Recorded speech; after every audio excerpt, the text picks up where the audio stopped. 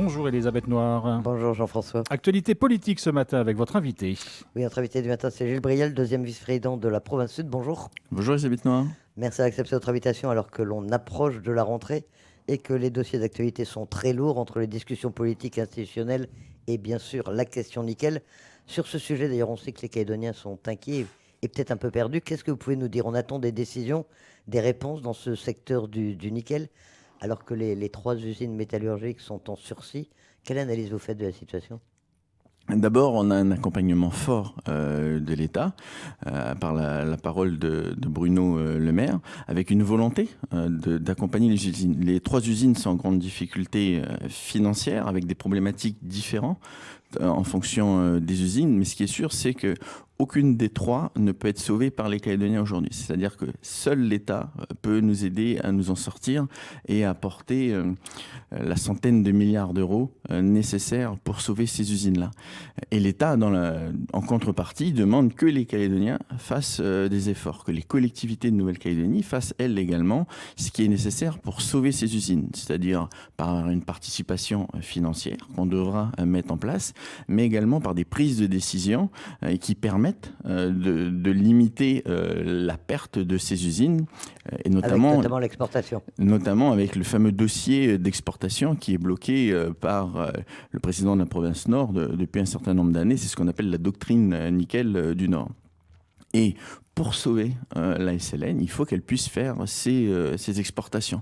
Donc l'État nous demande qu'il y ait un accord global. Eux veulent bien financer, veulent bien participer, mais ne veulent pas le faire à fond perdu. C'est-à-dire que si ils amènent encore en 2024 beaucoup d'argent en liquide, mais qu'en Nouvelle-Calédonie, on ne fait pas ce qu'il faut pour sauver ces usines, ça n'a pas d'intérêt pour eux. Donc ils nous demandent de faire cet effort-là. Donc il y a des discussions qui sont en cours. Pour l'instant, le représentant du président de la province Nord est opposé à ces exportations, donc bloque l'accord qui pourrait. Donc on essaie de travailler, Sonia Baquet, c'était à Paris, pour sauver la SLN et Prony Ressources dans les jours qui viennent. Donc moi, je comprends l'inquiétude des salariés de ces 3 usines, l'inquiétude des prestataires. C'est plusieurs milliers de familles, on dit à peu près 16 000 personnes, donc 16 000 familles qui sont impactées et qui peuvent tout perdre si cet effort n'est pas fait. On va arriver à débloquer la situation, vous croyez, très franchement? Moi, je suis convaincu qu'à un moment, tout le monde va avoir un moment de lucidité et que les efforts seront faits pour sauver ces usines. Ça devrait être dans les jours qui viennent pour la SLN et pour Prony Ressources. J'espère que ça va suivre également pour KNS avec une réunion, c'est vrai, aujourd'hui problématique, parce que la mise sous cloche de KNS, c'est-à-dire que on arrête le fonctionnement de l'usine, on garde juste le nombre d'emplois qui permettent de la sécuriser et de la maintenir en état, mais ça veut dire plusieurs centaines d'emplois directs et indirects de détruits, quoi. Effectivement, on attend éventuellement des décisions ou en tout cas des prises de position dans la journée. Beaucoup d'activités aussi dans le domaine des discussions politiques, des discussions qui ont lieu entre indépendantistes et non-indépendantistes. Mais franchement, on n'en sait pas grand-chose. Il n'y a pas grand-chose qui sorte. Calédonie Ensemble a tout de même publié un document de convergence calédonienne. Vous l'avez lu? Vous en retenez quelque chose? Alors, il y a 2 méthodes différentes qui sont mises en place. Il y a une méthode de politique spectacle à Philippe Gomez. C'est ce qu'il a tenu à faire, à présenter un accord individuel, je dirais, puisqu'il dit qu'il y a un accord, mais il le présente tout seul. Ça a été démenti assez rapidement et de manière dure par l'Union calédonienne. Nous, on s'est inscrit dans une démarche de discussion avec les indépendantistes. On considère qu'on a un mandat pour ça. Le mandat, ça s'appelle l'élection de 2019. Donc c'est ce qu'on fait avec Sonia Baquet, Virginie Kofnak, Alcide Ponga, Nicolas Mesdorf, Brieux Froger. On porte un projet qu'on a présenté aux Calédoniens, mais ça passe d'abord par des explications de texte. On a beaucoup de choses à se dire avec les indépendantistes, des choses qui sont importantes, parfois assez désagréables. Et si on veut que ça avance, il ne faut pas vouloir en faire quelque chose, une pièce de théâtre. Voilà. Il faut avancer de manière sereine, sans pression, et avec un objectif d'avancer rapidement dans le temps. Donc c'est ce qu'on fait. Il y a 2 écoles. Il y a la transparence où il y a au contraire la discrétion, Vous choisissez pour l'instant d'être plutôt discret pour permettre de faire avancer les choses? Encore une fois, ça dépend si vous voulez faire du cinéma ou si vous voulez faire avancer les choses. C'est-à-dire si vous voulez faire croire que vous portez une ambition pour la Nouvelle-Calédonie ou si vous voulez faire aboutir la Nouvelle-Calédonie. Nous, c'est pas une question d'opacité, c'est pas une question de volonté de ne pas être transparent. On considère que pour que les choses se passent bien, et ça a été comme ça pour tous les accords, il faut un moment entre Calédoniens, un moment posé, sans pression, où les discussions peuvent se faire de manière franche mais sereine. Il y a un calendrier, vous allez vous revoir? Oui, on se revoit dans les jours qui viennent. On a fait des propositions aux indépendantistes. Ils vont nous en faire d'autres. Et l'objectif, c'est on a des réunions de travail qui sont régulières, où chacun travaille entre ces moments-là. Alors l'État très présent également sur le dossier calédonien, avec notamment cette semaine les 2 projets de loi, un projet de loi constitutionnel, un projet de loi organique, modification du corps électoral, report des élections provinciales. C'est un soulagement pour vous? Vous attendiez ces projets de loi, ces textes? Vous avez l'impression que les choses avancent enfin? Enfin, oui, c'est une obligation juridique par rapport aux engagements internationaux de la France, mais c'est également une obligation morale, politique, par rapport à ces milliers de Calédoniens qui sont des Calédoniens, qui vivent en Nouvelle-Calédonie, qui ont investi en Nouvelle-Calédonie, qui ne connaissent que, qui ont des enfants qui ne connaissent que la Calédonie, qui sont exclus aujourd'hui. Donc c'est une bonne chose. L'État s'était engagé, le président de la République s'était engagé. Nous, on est contents que enfin l'État tienne son engagement. Je rappelle que quand les Calédoniens valident à 72% l'accord de Nouméa en 98, on a un corps électoral glissant-indissant, et c'est l'État, de manière unilatérale, qui, en 2007, à la demande des indépendantistes, nous gèle ce corps électoral. Donc, ce que l'État nous a fait, je dirais, dans le dos en 2007, c'est bien qu'aujourd'hui, il rattrape cette erreur. Et c'est important également pour les élections qui arrivent, que ces Calédoniens puissent participer à ces élections. Et pour nous, c'est décrocher, je dirais, des négociations. C'est une responsabilité de l'État, c'est l'État qui a gelé, c'est à l'État de le dégeler. Les 25 000 personnes qui seraient intégrées dans ce corps électoral, ça peut changer les choses? Dont 11 ou 12 000 natifs. C'est-à-dire qu'on parle de Calédoniens qui sont nés en Nouvelle-Calédonie, qui ne connaissent que la Nouvelle-Calédonie pour ces 11 000 personnes et qui ne peuvent pas voter. Ça ne change pas énormément le rapport de force, c'est-à-dire que ça ne va pas noyer les indépendantistes au Congrès. Toutes les simulations qui sont faites, ça bouge d'un siège ou deux. Vous savez, nous, notre responsabilité, les loyalistes aujourd'hui et avec le Rassemblement, c'est de recréer une majorité non indépendantiste en Nouvelle-Calédonie. C'est-à-dire que les Calédoniens ont dit 3 fois non à l'indépendance et se voient au quotidien imposer une politique indépendantiste par le gouvernement à majorité indépendantiste. Pour ça, il n'y a pas de secret. Alors oui, il faut le dégel du corps électoral, mais le dégel du corps électoral ne suffit pas.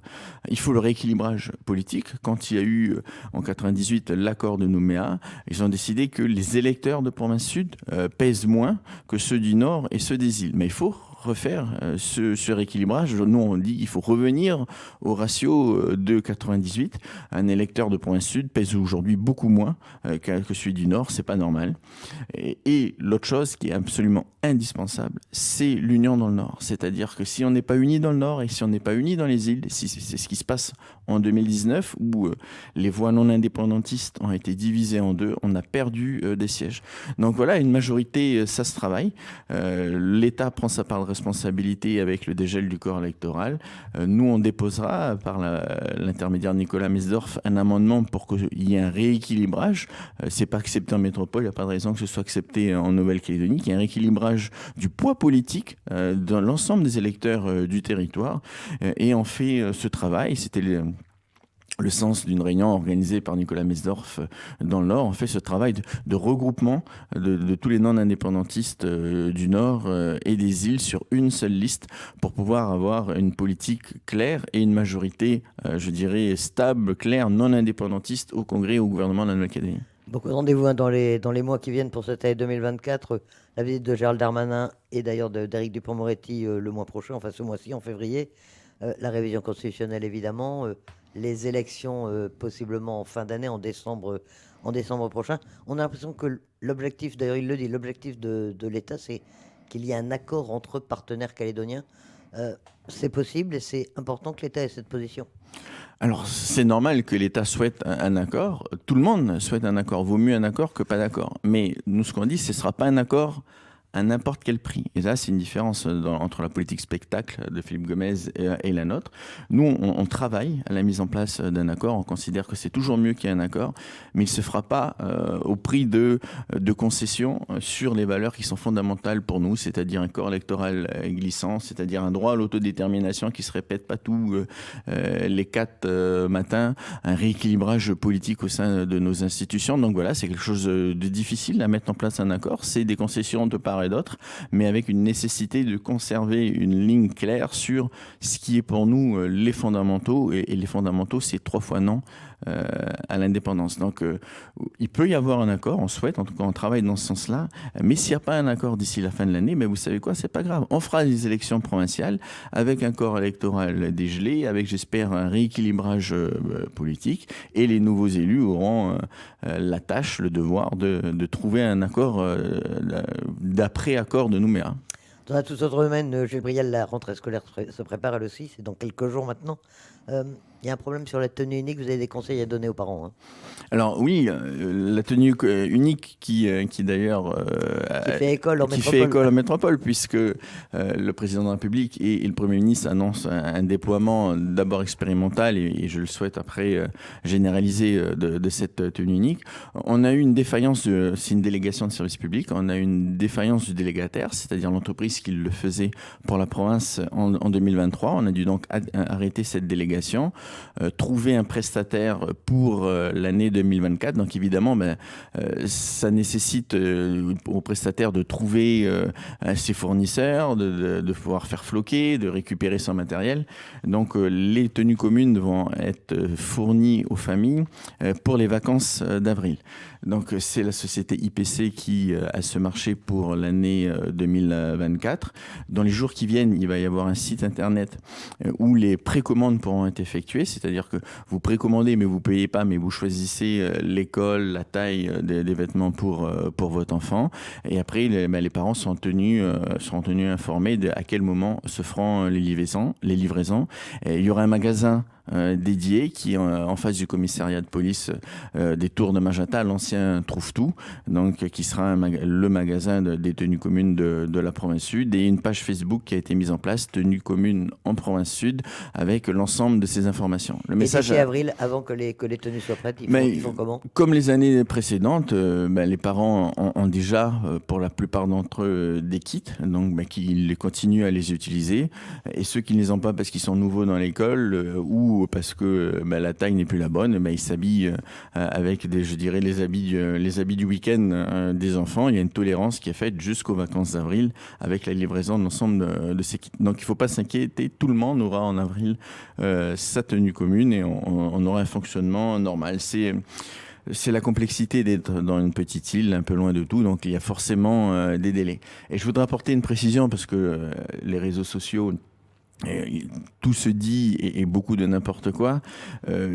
Quand on travaille, les entreprises qui travaillent pour la province sud, elles doivent respecter une charte éthique et environnementale. Donc il n'y a pas de petits enfants qui font ces polos dans des conditions environnementales inacceptables. C'est fait au Bangladesh, mais comme une grande partie des tissus aujourd'hui, vous savez, ce sont les pays qui sont devenus incontournables. Mais c'est pas parce que vous choisissez une entreprise du Bangladesh que vous ne pouvez pas imposer ces normes environnementales et éthiques. Et donc, il y a une vérification du respect. Et ces entreprises-là ne travaillent pas que pour la Nouvelle-Calédonie, elles travaillent pour des grandes marques européennes qui ont la même volonté d'éthique et de respect de l'environnement que nous. Voilà qui est dit. Et nous aurons bien sûr l'occasion de vous retrouver pour parler prochainement de la préparation de la rentrée scolaire en province sud. Merci Gilles Brial d'avoir été avec nous ce matin. Merci.